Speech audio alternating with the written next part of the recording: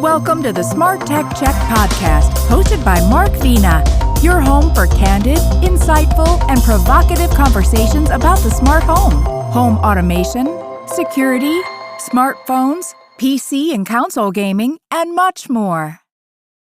Hi, everyone. My name is Mark Vina, host of the SmartTechCheck podcast. Today is Friday, April 18th, 2025. Joining me for today's podcast are Stewart Wolpin, who scribes for Popular Mechanics, AARP, Techlicious, Investopedia, and other fine publications. John Quain, who writes for the New York Times, Smart City, and Tom's Guide. He also loves to hang out with Elon Musk, but we won't talk about that publicly. and and Rob Pegoraro, who writes about tech developments at PC Mag, Fast Company, and other publications, can't join us today because he's traveling on the Blue Origin flight with which we're actually going to talk about. And we're actually going to talk about that in a few moments. Yeah. John, how are you? How's things going? Very good. Very good for being actually really good. So yeah, busy. And Stewart, hey Stewart, what's your quick 30-second assessment on the baseball season so far? Hey, the Mets are in first place and we won last night. I'm always in a much better mood after a Met victory. There you go. Well, the Yankees have actually won 4 in a row, which is crazy. There you go. You know, with Max Fried was a godsend. Oh my! Can you imagine where the Yankees right now? You know, so we should do a podcast on the whole torpedo bat thing. I mean, we should really talk. Happy to do it, and we can talk about Babe Ruth's 48-ounce bat. There you go. There you go. Well, let's just jump into it. We kind of talked a little bit about, we were making some jokes about the Blue Origin thing, but you know, Stewart, and I applaud you. You did a great short clip on these, and I think it's fair to say attacks on those. I'm not going to say they're brave women, but at the end of the day, I mean, they did what any of us would do if we could swing it from a dollar standpoint. They, essentially were passengers on the Blue Origin ship via the largesse of Jeff Bezos. But there's been a lot of these attacks. I think part of this goes to the whole, John may have a different view on this, but part of this goes to the whole, these are wealthy people. They got nothing better to do with their money. And I don't subscribe to that. I think that the reality is that, we are getting to a point, it may not be right now, but within 10 or 15 years, space travel may become a very consumer-based type of activity. And a lot of things will have to happen for that to happen, from an infrastructure standpoint. But, history is replete when new technologies, new capabilities come aboard. Well, guess what? The people who espouse them and promote them and mainstream them are typically wealthy people, and I don't wake up in the morning jealous of how much money Tim Cook has, and I think most people are like that, but John may have a different viewpoint. But let me flip it over to Stewart. So what was your impetus to do this? Well, as you both know, I'm a tech historian, and I've been studying tech history and how things become disruptive or mainstream. And I think all three of us know this, and I'm sure a lot of the listening audience knows this, that there is a 5-step marketing process to introduce something new into the consumer marketplace. You have the innovator, you have the early adopter, you have the early majority, you have the late majority, and the laggard. The innovators, from a demographic point of view, and I am not saying this is good or bad, I'm not applauding or cheering. This is just how it is. The innovators are usually people who love tech, but they can't necessarily afford it. The early adopter demographic is always the wealthy. The first person to have his house wired for electricity was J.P. Morgan, and his neighbors hated him because he had a DC power plant in back of his Park Avenue mansion that drove all his neighbors nuts. In 1910, Teddy Roosevelt and Harry Houdini became famous for becoming flyers, which, again, not a consumer thing yet. In the history of technology, particularly, the early adopters were always rich people, and their purchases were always seen as frivolous. I'm sure you know history yourself that when in the early days of the cars, anybody who's seen the Magnificent Ambersons, for instance, Joseph Cotton's character, everybody yelled at early car owners to get a horse. And they thought the car was the most ridiculous thing ever. You could go all the way through every single technology, whether it was radio. The first radios cost $500 in 1920 money when the annual income of Americans was about $3,000. Yeah. Color TVs were $1,500 when they first were manufactured in 1954, and that's in 1954 dollars, which is about 9 or 10 grand today. None of these, the home computer, you guys have to remember this.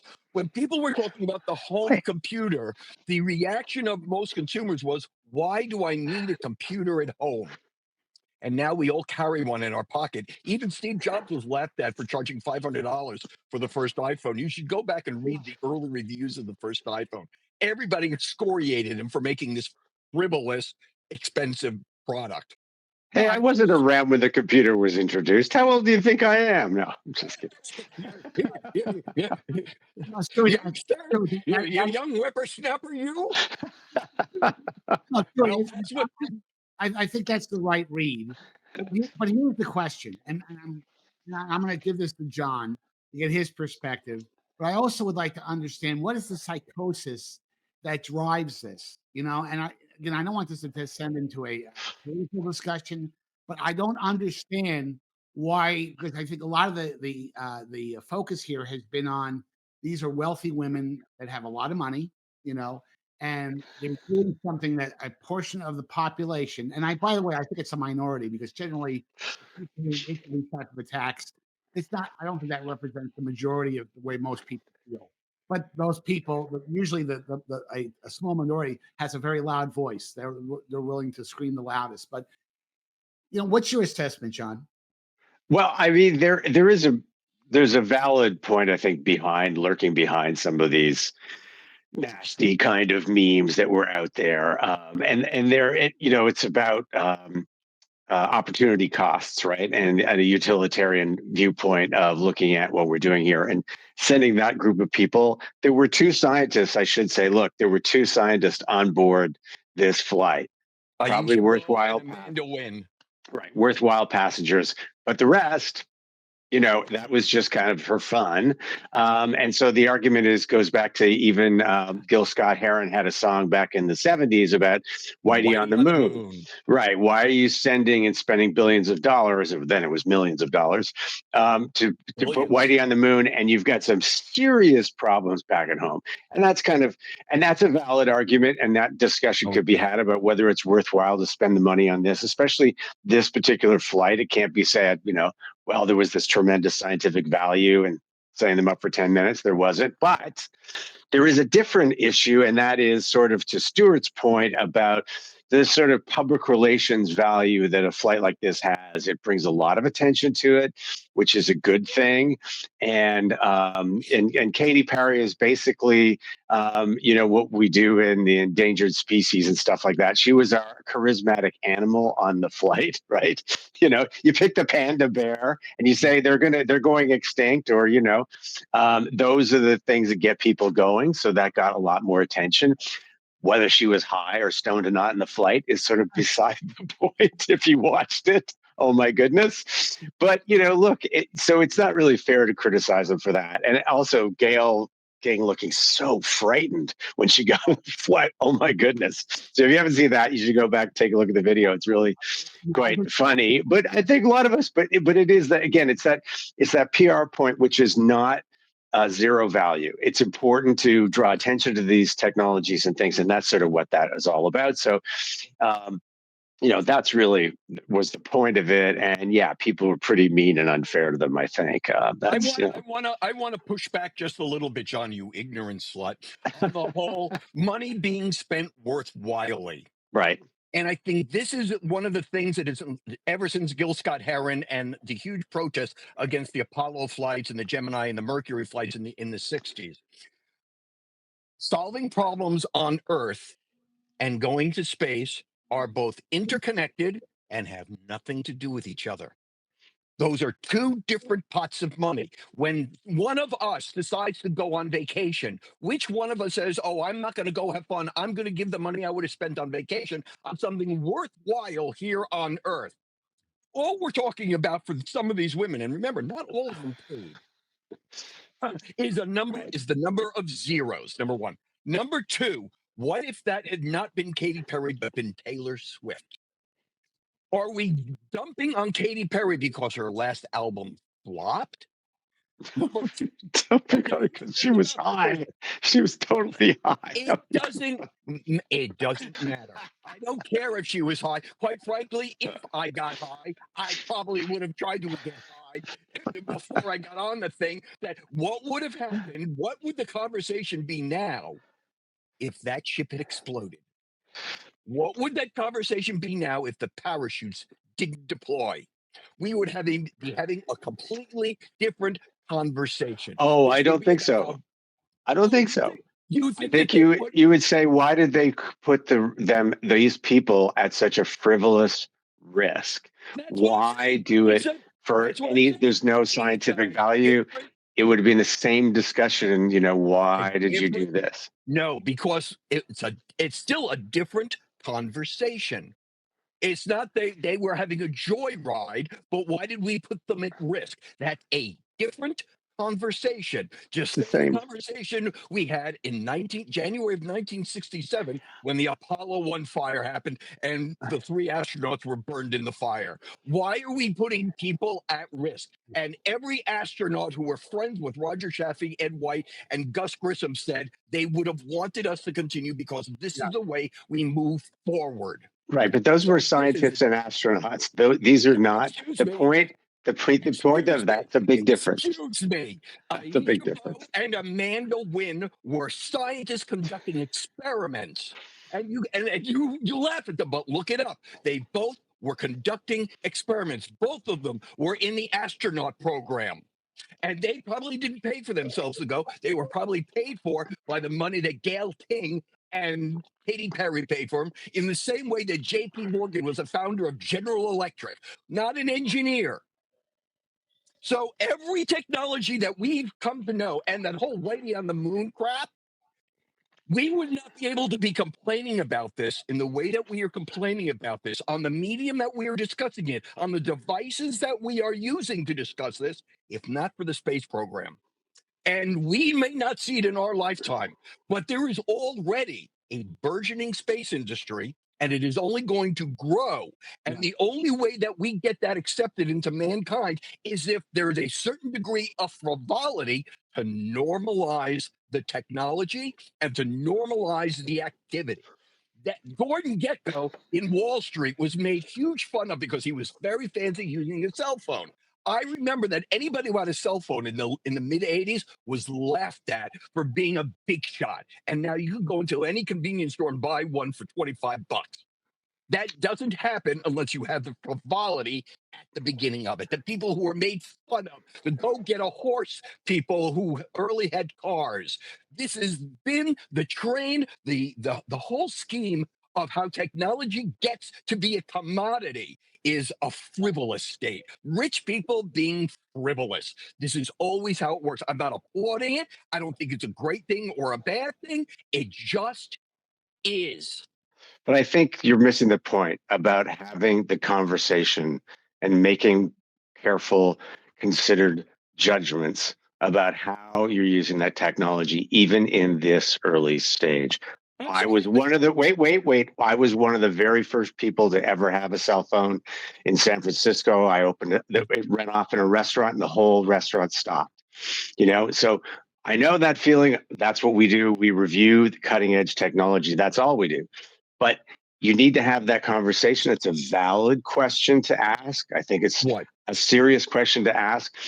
Are you missing opportunities when you do a stunt like this? When you've already done these stunts, which is fine. And I pointed out, I think it's a good thing to have those charismatic animals. You've got to get people's attention. But Mhm. it's a worthwhile question.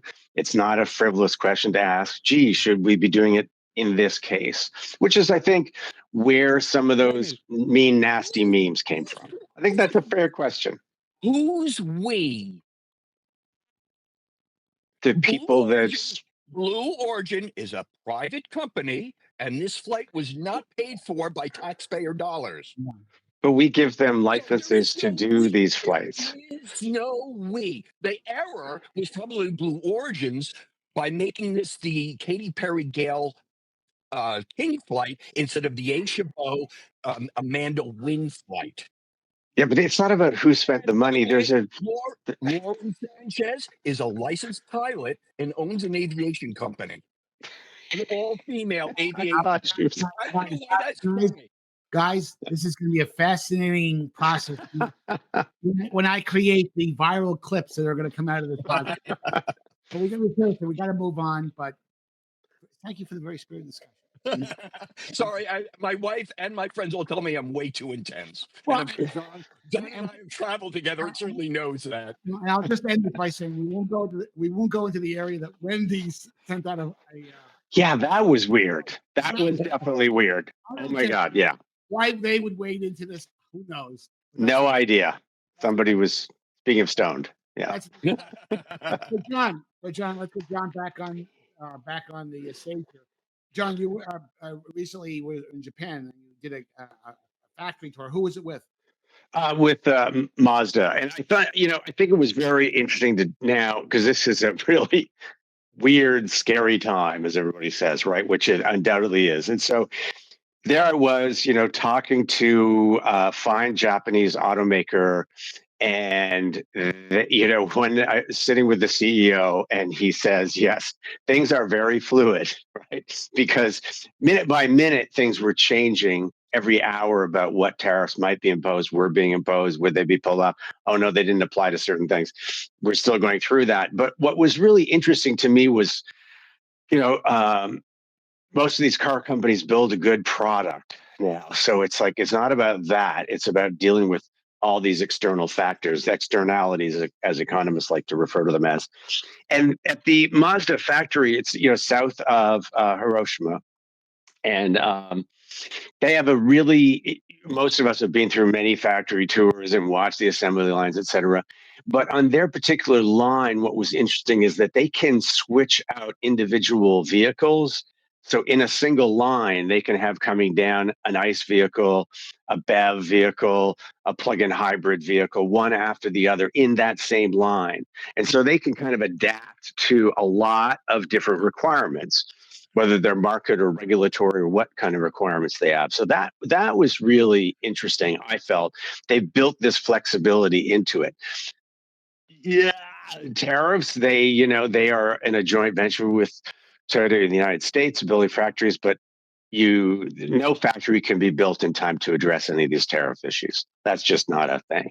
So but they are, as Stewart, we were talking earlier about when people will see these effects. Well, they won't for a while because Masashiro Moro, the CEO, said to me, well, we've got about 2 months worth of vehicles sitting on lots in the United States. So for the next 2 months, if you want a Mazda, and I really like Mazdas, and you can see my reviews, and a Miata, awesome, the new Miatas, get it now because after that, who knows? But I just wanted to point out the flexibility that they've built as much flexibility as they can into their assembly lines. But whether it can handle something like this is a whole other question. John, John, can I ask a question, Mark? How many Sure. human beings were on the line in relation to the robots? Because that's been a big issue with the whole building factories in the U.S. and bringing jobs back to the U.S. Well, I mean, it's not really fair because they have a lot of sophisticated technology, obviously, on the line. However, their lines are pretty old. I mean, one of the plants was built in the 80s, right? So, it has been obviously retrofitted over and over and over again with robotics. So you have, welding. No human does welding on a car anymore because you have this dance of about 12 robots that go around the chassis and bang, bang, bang, do everything perfectly. Um, there's still a lot of humans on that line, but I watched them and I have to say I would not want to be one of them, right? And if you were going to open a brand new factory, you're not going to have that many people on the line. You're going to have more robotics on it than you do now. Um, it's fascinating, but yeah, there wouldn't be an awful lot of jobs created, but and people, as the OEMs have told us too, when we're covering automotive stuff, they couldn't find the people in the United States to work on those factories right now. They're not available. And most of those people don't want to do those jobs. So it's an odd situation to be in this sort of the supply chain is truly global, and here's a company that has built in the flexibility. Also, to your point about technology, Stewart, too, they take an approach of what they call intentional following.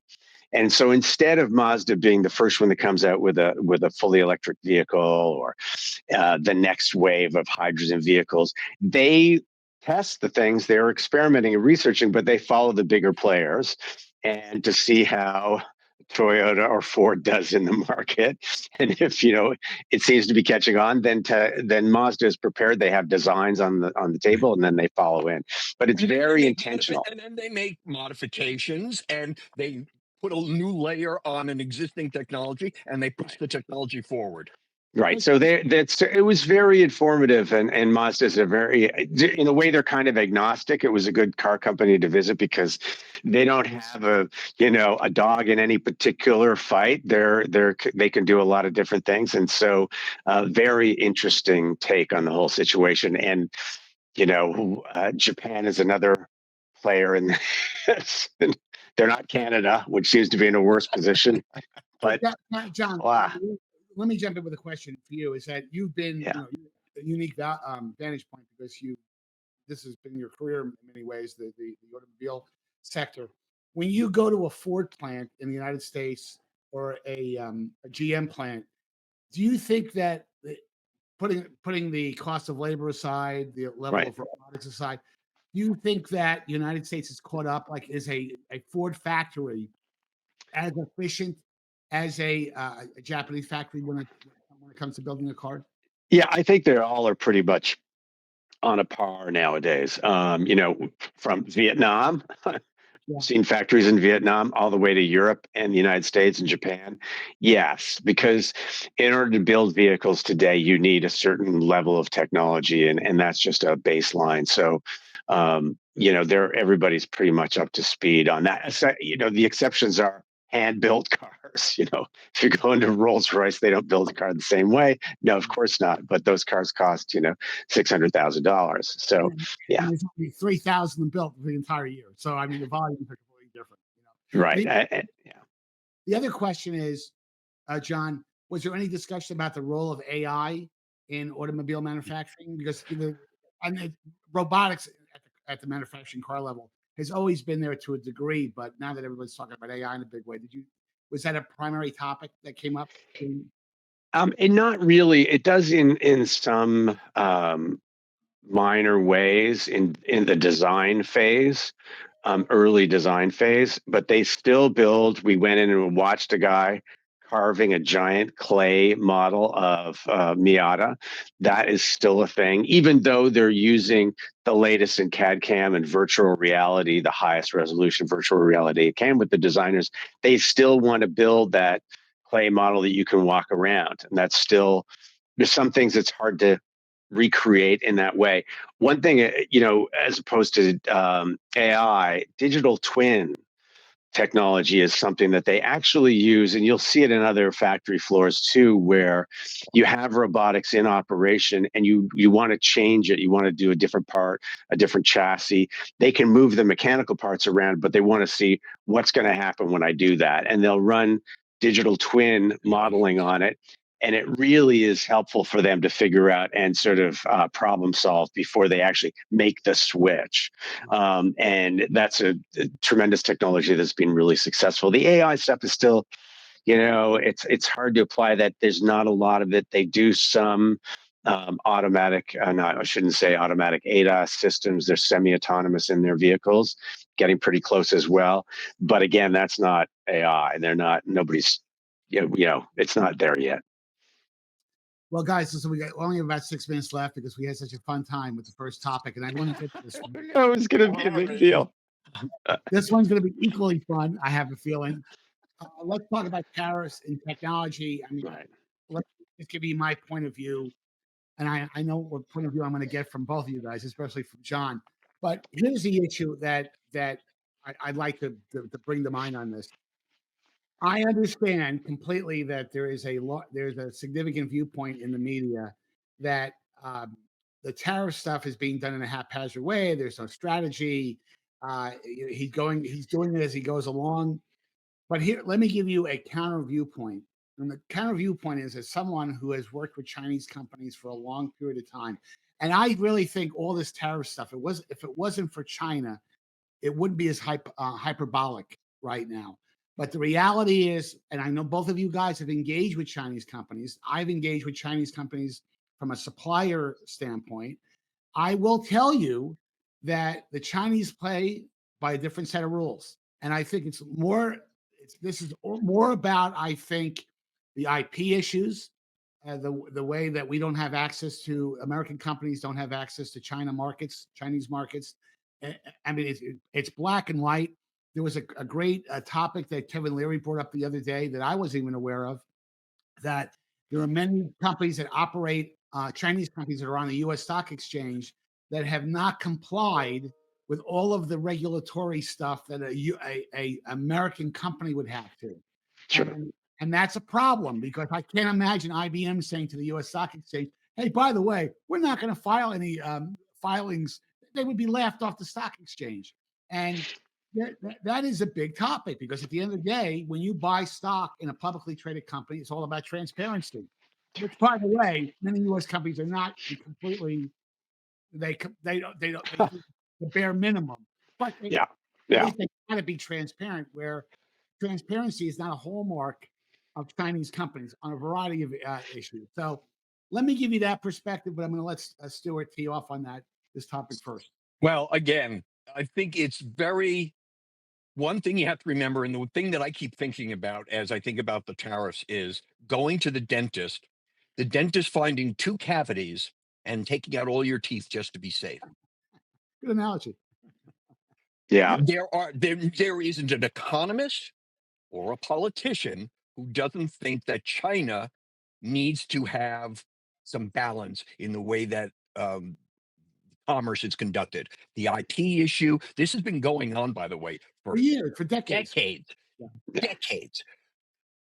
But dealing with it with a sledgehammer instead of a scalpel is just not only stupid, it's completely and utterly reckless. And as we said before we came on air, consumers haven't felt this yet, No, they have. because there is still a huge amount of Yeah. inventory sitting in American warehouses that hasn't been tariffed. So we've got a 60 or 90-day. Remember that most purchases that are made from factories are on a 90-day basis.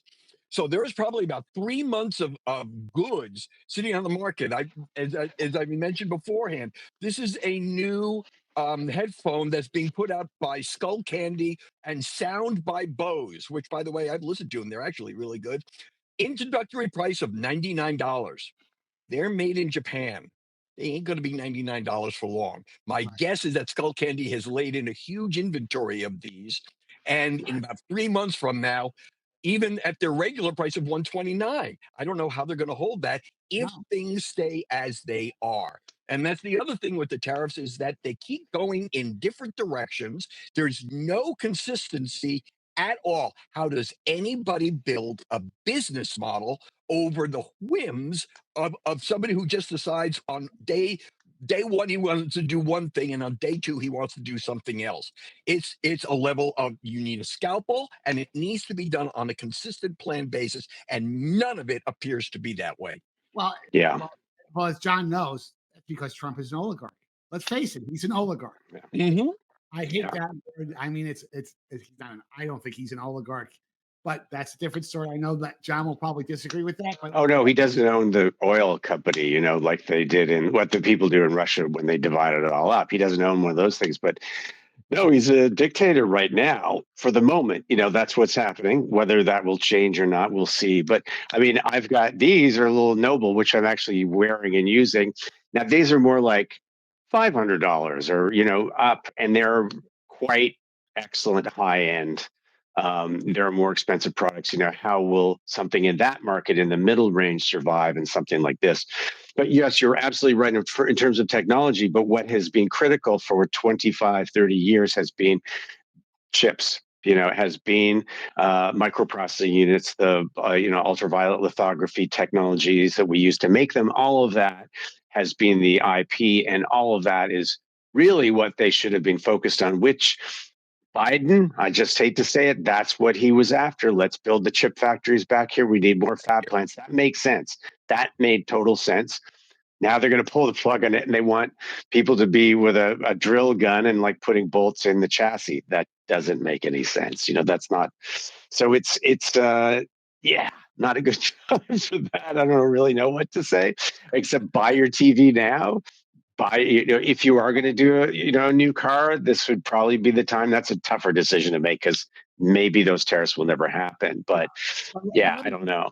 But John, let me just assuage your concern. Is that the American political process will kick in. What I mean is, with anything that Trump has proven, he's a very transactional type of guy. And he realizes, because once the pain starts to be felt, not just on cars will be bad enough, but even on items that were like, Stewart saying, a $99 item that's now $150 because I have to build that into the price point. Trump knows, or at least he should know, that if he loses the midterm elections, and he gets impeached again, and they will impeach him. It won't be 3 minutes. He will be impeached. And while he probably won't be convicted because you're not going to be able to get 60. I don't have the Senate. But here's the deal. It comes up the works, as both of you know. And all of a sudden, he will not be able to have that last 2 years and be able to get some of his legislation through. So I really believe the founding fathers are kind of looking down at this saying, well, let's see what happens here. Because here's the reality, too, is that once inflation kicks in as a result of the tariffs 3 months from now, it may take now 4 or 5 months for it to wring it out of the economy, wring it out of the supply chain. Once everything is, you get back to a state of normal. And the other thing I would say at the same time is that cutting these deals, these trade deals, this is not like, oh, yeah, Norway's here. Let's cut a deal. It'll take 3 days. These negotiations take months. I mean, when they did NAFTA years ago, I think that was a 3 or 4 year negotiation. So Trump has backed himself, and I'll be the first one to admit this. He's going to have to figure out an off ramp to get out of this deal, because he'll end up getting impeached if the House wins. I don't, I think the impeachment thing as well, maybe because of the IRS, maybe using that or doing all these illegal executive orders, and maybe they impeach them on that because they are illegal and they will eventually come. But you're being very rational, and I hope that's right. This hasn't been very rational, and we kind of have a lame duck president who doesn't really care. So that's a very big, dangerous aspect of it. And you can't anticipate, like as a Canadian, don't count on it, right? Take it all seriously, put troops on the border, raise up, cut us off on electricity and hydro, because that's what you're going to have to do, because that's the way. There's no other really alternative. But you're being very rational, I hope. And I think a lot of America hopes that it will go in this kind of orderly fashion. But I want to know, John, and I have gift cards on Blue Origin for both you and Stewart. So if the country goes down the crapper, you'll be able to inject yourself into space. So, but Stewart, I think he was just trying to get rid of his girlfriend. I'm just saying. I'm like, that's all I think that was about. Boy, there's a very bad joke I can make, and I won't make it. Stewart, I'll give you the last word. Oh, well, rationality. I think the Trump impeachment thing, I think, is a non-issue because obviously there aren't the votes in the Senate. And even if the Democrats take back the Senate, I don't think there are votes for it. I think the two big things I'm worried about. Uncertainty is always bad for economics. Always. Nobody likes uncertainty. On a macro level, watch tourism. One of the places where America has a huge trade surplus with almost every country on the planet is tourism. And right now, trips to America, foreign trips to America, are falling off a cliff. And that is a huge economic engine for everybody in the country, big city or small. And if tourism continues to hockey puck like that in the wrong direction, that might hurry a recession and inflation Well, much faster than anything else. Stuart, that's Yeah. great. We're gonna have to end it there, but I'll tell you why that's a very, very uh, it's a terrific point to make. Is that me being in Las Vegas? As I think I've told you, my cousin works for a major casino, and I was with him for dinner the other night, and they can look at all hotels can do that, but especially Las Vegas. They look in the distance and they know what bookings look like 6 months from now, and Right. they have already seen a marked downturn in people booking. Not only just tourism, Las Vegas is a big centerpiece for shows and trade shows, and that generates millions of dollars. Right. And there is a concern there right now. But anyway, we're gonna end it there. That was a really fun podcast. That's awesome. I'm sorry for being so intense.